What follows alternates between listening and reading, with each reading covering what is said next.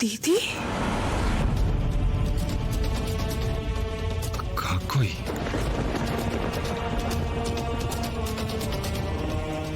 কালীঘাটে মালা বদল সিঁদুরদান সেরে একেবারে তোমাদের এখানে নিয়ে চলে আসলাম বউ দেখানোর জন্য। কি গো বড় বৌদি, এই যে বৌদি, তোমাদের তো মুখে দেখি কথাই সরছে না। তোমরা তো খুব চিন্তায় ছিলে আমার ছেলের বিয়ে নিয়ে। দেখেছো কিরকম সুন্দর বউ হয়েছে আমার।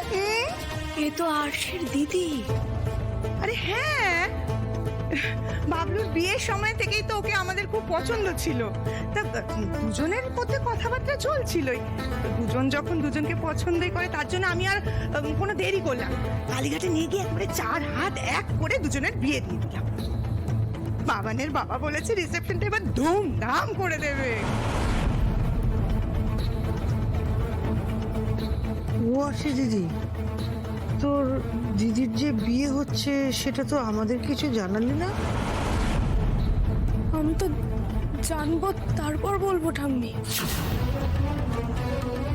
সে কি, তুই কিছুই জানিস না? না। এই ন্যাকামো করার জায়গা পাও না না?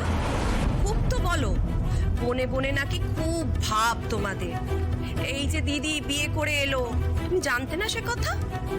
জানতো সব জানতো। ও ইচ্ছে করে দিদিটাকে এই বাড়িতে গছালো, বুঝলে? আরে এ সব ওর চাল। দেখবে না আস্তে আস্তে গোটা গোষ্ঠীকে আমাদের ঘাড়ে চাপিয়ে দেবে। হ্যাঁ, আগে কি এখন এক দাদা, এখন দিদি। আর বর্ষা, তোকে বলি, তুই পৃথিবীতে একটা মেয়ে পেলি না? এই আশির ফাঁদেই তোকে পড়তে হলো? আরে মেয়ে পাবো না কেন? কত ভালো ভালো মেয়ে বাবানকে বিয়ে করার জন্য একেবারে পাগল।